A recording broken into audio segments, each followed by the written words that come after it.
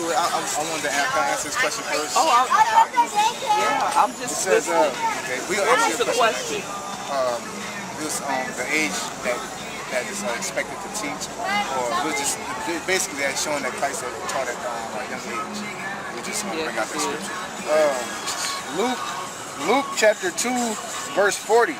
And the child grew and waxed strong in the spirit, filled with wisdom, and grace of God was upon him.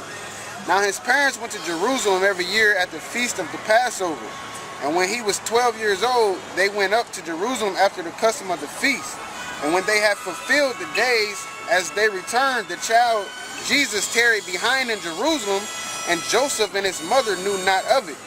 But they, supposing him to have been in the company, went a day's journey, and they sought him among their kinfolks and acquaintance.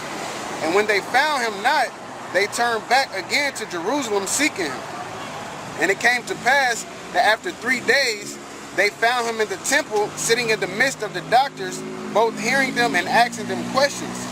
And all that heard him were astonished at his understanding and answers. And when they saw him, they were amazed. And his mother said unto him, Son, why hast thou thus dealt with us? Behold, thy father and I have sought thee sorrowing. And he said unto them, How is it that ye sought me? Wence ye not that I must be about my father's business? And they understood not the saying which he spake unto them. Yeah. Now he was having dialogue with the. Now he wasn't teaching. I'll take that. But at the same time, he was getting his grown man on, basically, lack of better words, at the age of 12, basically. The Lord with the Spirit was heavy on him. So the Lord raised him up. Once he hit that age, because really you grown at 12, he was asking questions and he was getting answers. According to the scripture, you're grown at 19. Nah, because we have like the Hanukkah, or what you call that? On mitzvah, when they're supposed to be clipped like early into a couple months, eighth day, but they do it because you consider grown at 12. Well, you're talking about Judah. You're talking about Judah religion. You're not talking about Israel religion. No, they get that from us. They just say Judaism. They get that from us. Judaism is Esau. I'm sorry, not Judah, Esau. You're talking about Esau religion. You're not talking about Judah and Israel religion. Because, see, these dudes running around calling themselves speaking Hebrew. What language are they speaking? They speaking our language because God said God's Yiddish.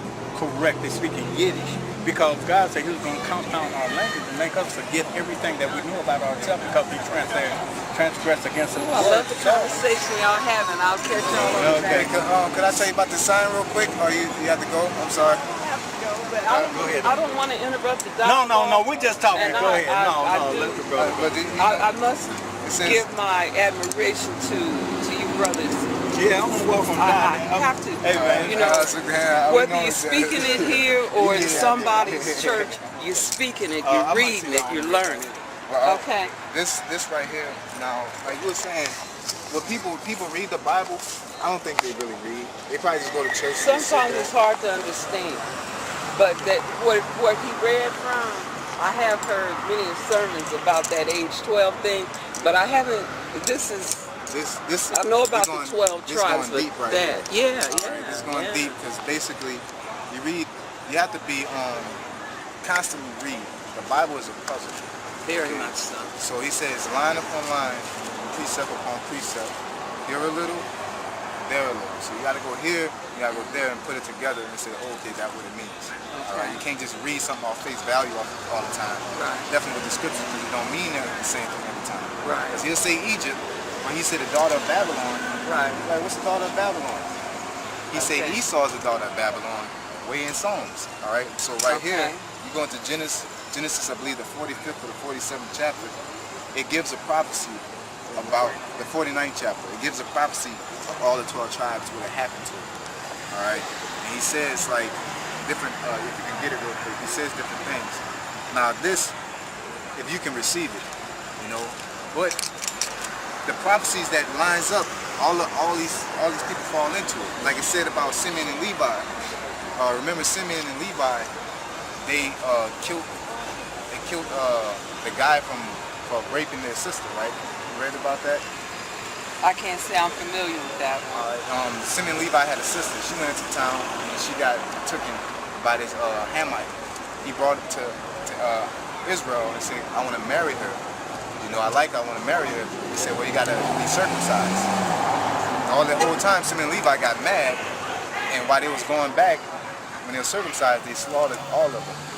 And so what God did, he said, he told them, I'm sorry.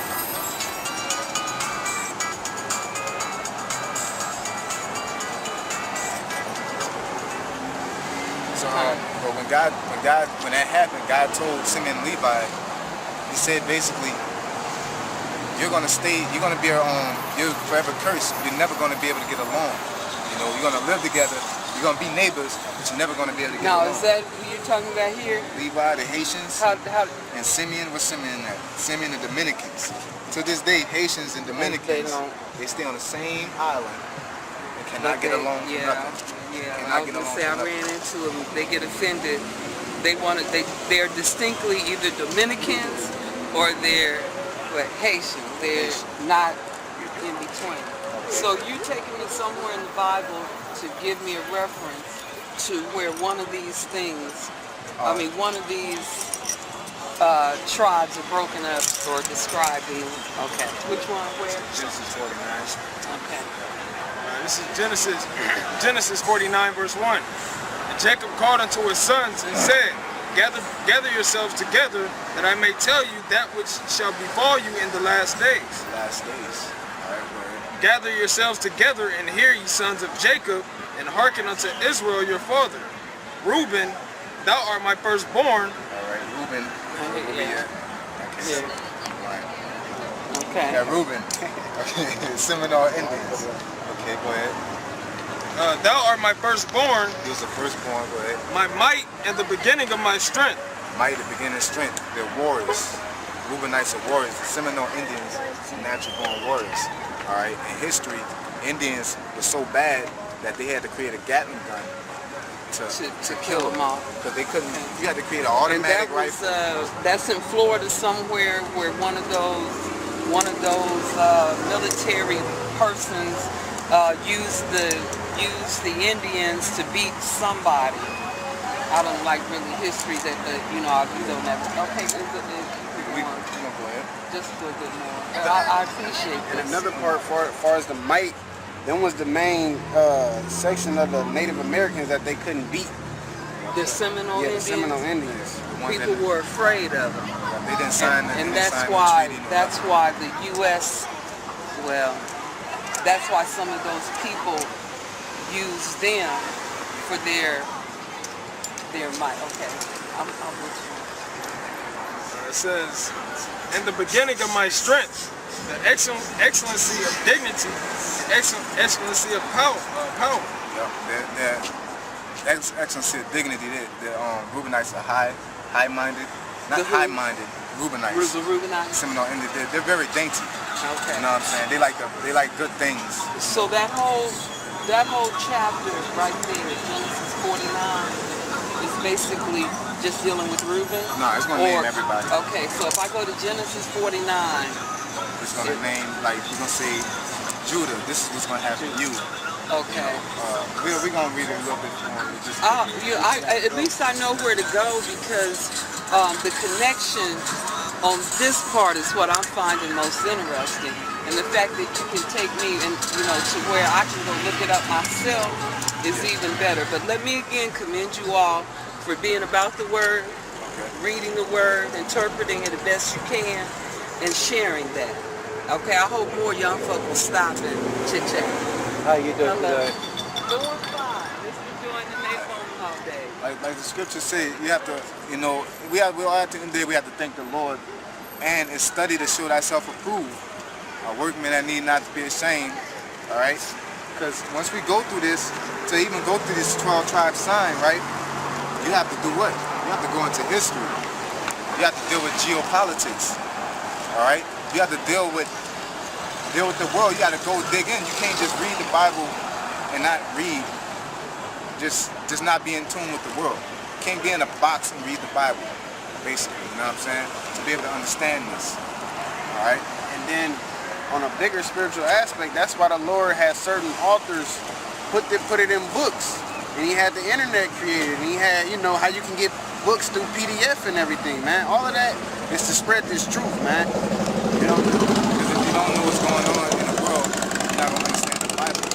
Because, like the brother said, you had different authors, all right? Or you had different prophets, you know, do what they do. But guess what? They didn't what? They didn't understand because they didn't experience the thing. They say arrows because they didn't know nothing about missiles. They described it as best as they could. You know what I'm saying? But now we're in a time we've seen a missile because we wouldn't. But guess what? If I was in a box, I wouldn't know what an arrow is. I wouldn't even know what a missile is. How can I interpret that? You know what I'm saying? So you have to go into your history and dig. You know what I'm saying? You have to dig. Don't be lazy. That's the problem with these other. That's the problem with people that don't get the Bible. Point blank period is that they don't dig. They don't dig. You gotta dig according to the scriptures. You can't go and dig according to going into chakras and 400 and 780 degrees or whatever of knowledge. The circumference of the universe. You dig according to the scriptures. You know what I'm saying? The pyramid. You know, you dig according to the scriptures and keep it like that. There's nothing spectacular about things. You just gotta. A lot of things there's nothing spectacular about it. Just go into history and you'll find out. All right. Oh, we're gonna finish that Genesis up and then we'll take off. You got more than that? Yeah, no, I ain't, man. I was on this. Genesis 49 and 4. Unstable as water, thou shalt not excel. Yeah, it's unstable as water. Always moving around, always doing something. I'm a Reubenite. I had about 4 jobs in 1 year. Oh, wait, I had a job the whole time. 4 jobs in 1 year. You had about 4 cribs, but you had them 4 jobs. 4 cribs, 4 jobs in 1 year. But, you know, what the 14 years was like, though, there's no gap in my job. You know, I works, nigga. That doesn't matter, but at the end of the day, it's just proving out how we're unstable. You know what I'm saying? All right, go ahead. It says, thou shalt not excel, because thou wentest up to thy father's bed. Yep, and that's a prophecy because Reuben, the forefather of the Seminole Indians, dealt with one of Israel's wives. All right, that's what he did. And that's why a concubine, Shalaki, and that's why he basically got demoted. And that's how Judah and Ephraim got up there. Then eventually Edom dropped off and it was just Judah. All right, go ahead. Then defiledest thou it. He went up to my couch. Simeon and Levi are brethren.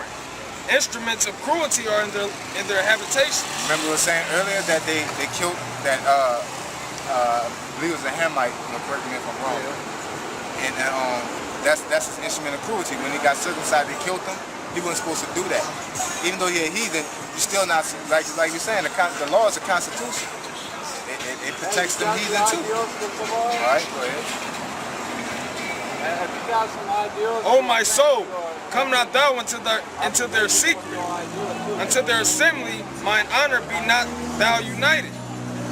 I'm read that again. It says, O my soul, come not thou into their secret. Unto their assembly, mine honor be thou not united. For in their anger they slew a man, and in their self-will they dig down a wall. Now to the assembly they should not be united. What we said, they together, they're assembled, but they're not together. All right? I'm Haitian, I'm Dominican, but you're on the same island. You know what I'm saying? They're still separate. That's with these scriptures. It's not going to sit here and tell you, Simeon and Levi, your name is going to change to Haiti and Haitians and Dominicans. It's not going to tell you that. It's not going to sit here and tell you that Esau, your name is going to change to Caucasians. All right? You got to dig and find out. The prophecies, things that match up, just like with Deuteronomy. What is it? The 20s, when it talks about the curses, 28th chapter. Those curses don't apply to no Jew, no so-called white man. Them curses apply to all Negroes, Latinos, Native Americans. You shall sow much. You shall work a lot and bring in little. Ain't no so-called white man working a lot and bringing in little. He brings in a lot and works little. All right, but we work a lot and bring in little. We should have children and not enjoy them. All right, because you gotta work so much.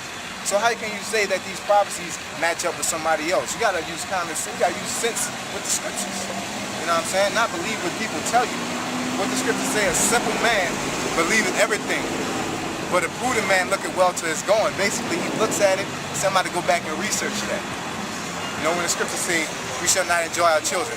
Go research and go check out the so-called white man and see if he enjoys his children. Yes, he does, every day. See if we enjoy our children.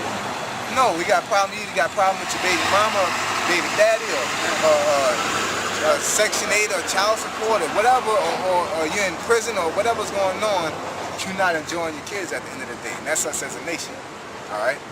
But the so-called white man having a good time. You might have a couple of them that enjoy them, a couple of them that don't. All right, go ahead. Cursed be their anger, for it was fierce, and their wrath, for it was cruel. I will divide them in Jacob and scatter them in Israel. Divide them in Jacob and scatter them in Israel. Go ahead. Judah, thou art he whom thy brethren shall praise. Yep. Judah is the so-called Negroes. Because to this day, the Negroes are all the 12 tribes at the top. All right. They're the ones that started this. All right. Out of all the nations. All right. They're the ones that started. They're the head of it. They basically got the edge on all the tribes and everything. They're well-rounded, so to speak. You know what I'm saying? Like Judah, Reuben is good fighters. Puerto Ricans are good fighters. You know, Cubans are good fighters. And Native Americans are good fighters. But Negroes, they're good fighters. You know what I'm saying? And whatever aspect the other tribes have, Judah has all that. All right, go ahead. Thy hand shall be in the neck of thine enemies. Thy hand shall be in the neck of thy enemies. Who are the enemies? So-called white man, Esau. Whether people like it or not, he is our enemy. You know, you can say in your mind that the so-called white man is your enemy, but facts don't lie. Documents don't lie. You know what I'm saying? When we just had Trayvon Martin, that it don't lie. You know, you can't say it was one white man. The judicial system got him wrong. You know what I'm saying? So that's them as a nation. They could have stopped that. Based on one way, they could say, you know what, we all equal. I'm about to judge this accordingly. No, that system got him wrong. And you had all the evidence in the book. But that shows that who our enemy is. But no, we need to love him. Like I told a lot of people, ain't no time in history has a kingdom been overthrown with love. It's been overthrown with war. You understand? And the Lord's coming back to bring war. Why do you think it's called the Lord of Hosts? Hosts means armies. The Lord is coming back. Armies. So the Lord of Hosts, the Lord of armies, why is he coming back with an army? To hand out lollipops to everybody?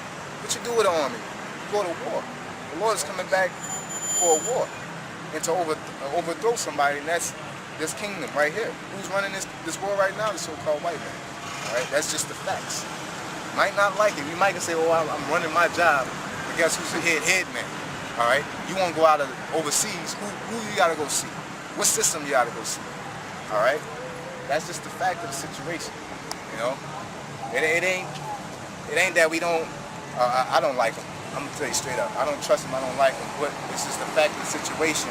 They're the enemy. You can't sit here and say ain't nobody's an enemy. You know what I'm saying? There's an old Chinese man said, in order to gain knowledge, you gotta first know who your enemy is. You know? Go ahead.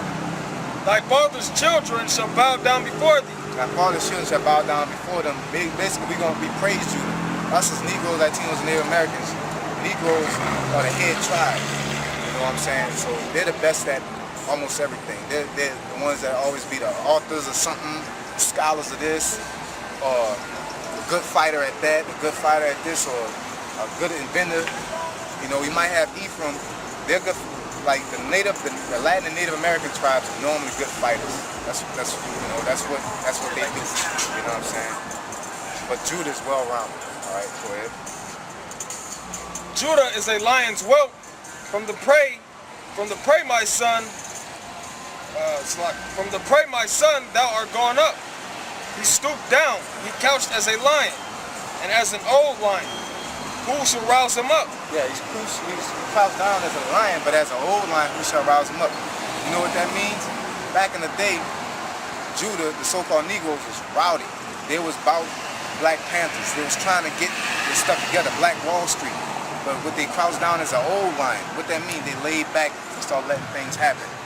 You know what I'm saying? Now now they coming, the enemy's coming down on us constantly. They say, oh, just love, just love. Back in the day, it was like, no, we need to get our own stuff. We need to fight, we need to fight. But now he's saying, who shall rouse them up? Guess who's gonna rouse them up? Esau. You know, just like we said, there's countless events, but just to bring in the current event with the Trayvon Martin, that's rousing them back up. That's rousing them up. And they talking about love. There's gonna be a point in time to where our people gonna say, you know what? It's not working. We need to get our stuff. We need to get our stuff because they're not gonna give it to us. You know what I'm saying? That's why they're gonna know that marching ain't gonna work. What you think? All this knowledge we have. I got you. Sorry, but I'm gonna get this point out. All this knowledge we have, then we're gonna go to so-called white man Esau and say, look, I found out you're Esau in the Bible. We're supposed to be over you. Boom, there you have it. Give me my kingdom. You think you're gonna say, oh, you got me.